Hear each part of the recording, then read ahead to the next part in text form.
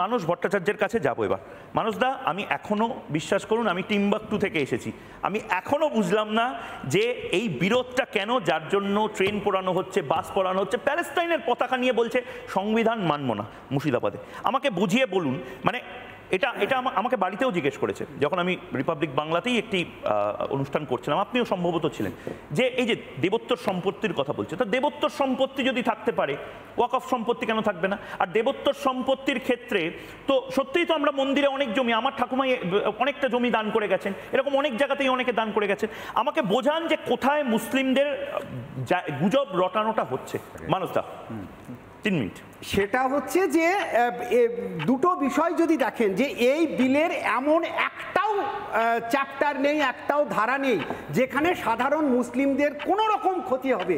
সাধারণ মুসলিমরা ওয়াকফ করতে পারবে, তারা যদি ওয়াকফ সম্পত্তি দেয় আবার তারা নিতে পারবে, তাদের কোনো রকম যে ঈদগাহ, যে মাজার ওয়াকফ রেকর্ডে আছে সেগুলোতে সরকার কোনো হস্তক্ষেপ করবে না। তাহলে দাঙ্গা হচ্ছে কেন? এই তাহলে দাঙ্গা হচ্ছে কেন যদি হতে হয়, তাহলে আপনাকে একটুখানি যেতে হবে যে ওয়াকফ সম্পত্তি কারা ভোগ করছিল। সব থেকে ভারতবর্ষের যিনি সোচ্চার ওয়াকফ নিয়ে, যাকে আমরা পার্লামেন্টে কাঁদতে দেখেছি, আসাদউদ্দিন ওইসি, তার 100 একর জমির উপর তার ব্যক্তিগত মেডিকেল কলেজ ওয়াকফ সম্পত্তি ভোগ করছিলেন। তিনি দাঙ্গাতে ইন্ধন দিচ্ছেন, কারণ আজকের আইন বলে তার সেই সম্পত্তির হিসাব হবে যে তিনি কেন ওয়াকফের সম্পত্তি হরণ করেছেন।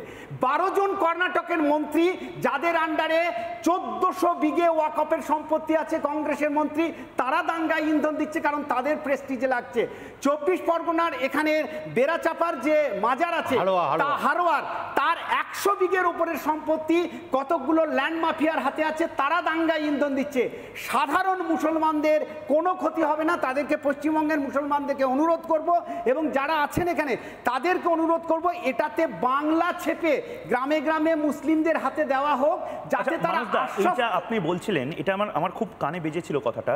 আপনি বলেছিলেন যে গ্রামে, আপনি বীরভূমের মানুষ, গ্রামে যে পথ দিয়ে গরু তারও রেকর্ড থাকে। আমাদের 2 রকমের রেকর্ড থাকে ল্যান্ডের, একটা হচ্ছে সিএস রেকর্ড, একটা হচ্ছে আরএস রেকর্ড।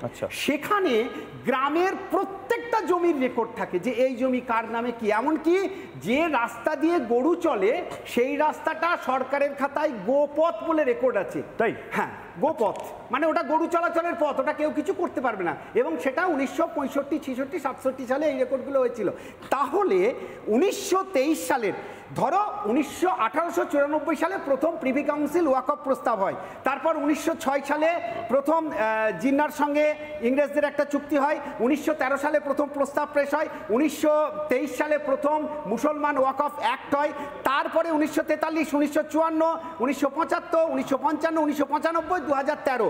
বাসুদা বলছিলেন হঠাৎ করে ওয়াকফ এনেছে, একেবারেই হঠাৎ করে নয়। 5ই মার্চ 2014 দিল্লির 123টা জায়গা স্পেশাল পারমিশন নিয়ে ওয়াকফ বোর্ডকে দিয়ে দেওয়া হয়। সেটা নিয়ে যখন তদন্ত করতে যাওয়া হয় তখন দেখা যায় যে শুধু দিল্লির ওই 123টা সরকারি জায়গা ওয়াকফের হাতে দেওয়া হয়নি, গোটা ভারতবর্ষে এরকম বহু জায়গা দেওয়া হয়েছে।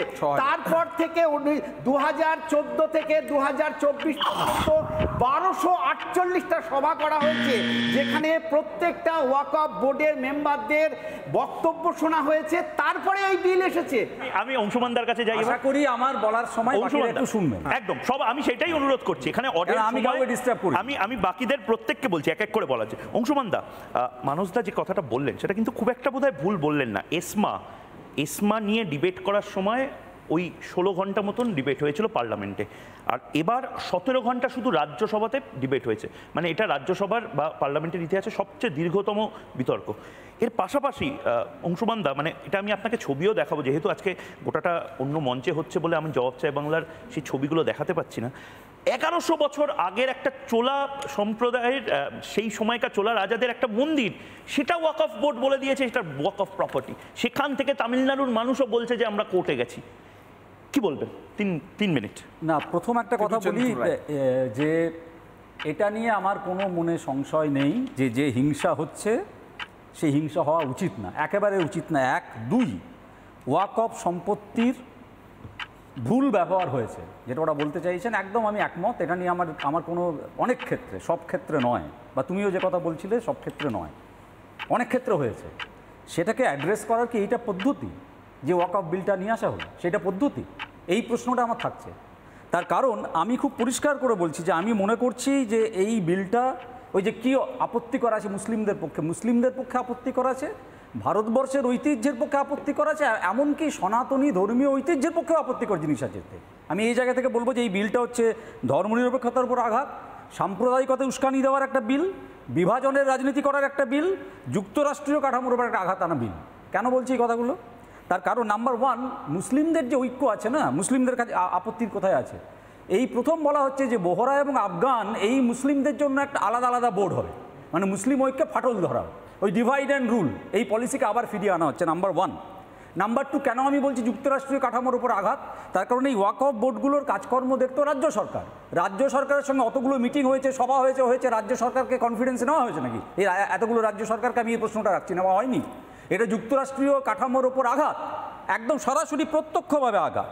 কি আমি কেন বলছি যে একই সঙ্গে এটা সাম্প্রদায়িক, ভীষণভাবে সাম্প্রদায়িক, যে কথা ইতিমধ্যে আজিজুল এবং বাসু বলেছেন যে 5 বছর আমি প্র্যাকটিসিং ইসলাম না হলে আমি কোনো সম্পত্তি দান করতে পারবো না, এটা বলা আছে।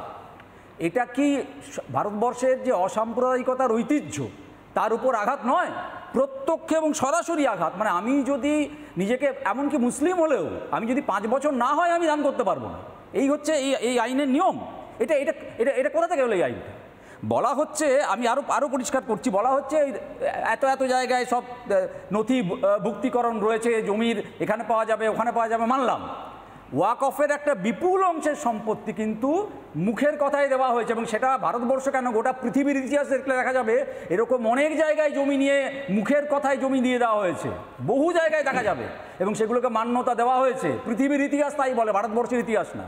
তো মুখে মুখে যে সম্পত্তি দান করে দেওয়া হয়েছিল, যার কোনো রকম রেকর্ড নেই, সরকারি ওই সমস্ত তথ্য যেখানে পাওয়া যায় সেখানে দেখা যাবে যে অন্য কোথাও রয়েছে, সেই সম্পত্তিকে দখল করে নেওয়া তাহলে মূল জায়গা তো, এটা তো বোঝা যাচ্ছে পরিষ্কার। কেন বলছি মুসলিম বিরোধী? বাসু সঠিকভাবে বলেছেন, আমি দুটো উদাহরণ দিচ্ছি। সঠিকভাবে বলেছেন যে এর পেছনে একটা কর্পোরেটদের তুষ্ট করার চক্রান্ত রয়েছে, কর্পোরেটদের তুষ্ট করার ইচ্ছে রয়েছে, এবং সেখান থেকে হয়তো বা ওই কাটমানি যার কথা বলছিলেন, আমি অত কড়া শব্দ বলবো না, কিছু তো আদান প্রদান, ভোটের বাক্সে যাতে অন্য রকমের একটা খেলা দেখা যায় তার চেষ্টা রয়েছে। কেন বলছে এই কথা? চন্দ্রবাবু রাইডু, ওয়াইএস রেড্ডি এরা ইতিমধ্যেই এরকম জমি লিজে দিয়ে দিয়েছেন। হোসেন শাহ আলীর জমি লিজে দিয়ে দেওয়া হয়েছে, এবং আগামী দিনে আমি একদম পরিষ্কার করে বলছি যে আইনের বিরুদ্ধে সুপ্রিম কোর্টে গেছে, অন্যরকম রায় যদি না আসে, যদি এই আইন রিভোক না করা হয়, তাহলে আগামী দিনে আমরা দেখতে পাবো, আজকে যেমন কয়েকজনের নাম করে বলা হচ্ছে এর হাসপাতাল আছে, ওই হাসপাতাল আছে, যে এই জমিগুলোতে কাদের হাসপাতাল, স্কুল আর বিভিন্ন প্রাইভেট প্রতিষ্ঠান গড়ে ওঠে, পরিষ্কার দেখতে পাবো। এই বিল একদম অনিবার্যভাবে প্রত্যাহিত হওয়া উচিত। নানা ধরনের কন্টেন্ট দেখার জন্য লাইক করুন, শেয়ার করুন আমাদের ফেসবুক পেজ, সাবস্ক্রাইব করুন আমাদের ইউটিউব চ্যানেল। পাশাপাশি অন্যান্য ব্রেকিং নিউজের জন্য অবশ্যই চোখ রাখুন রিপাবলিক বাংলায়।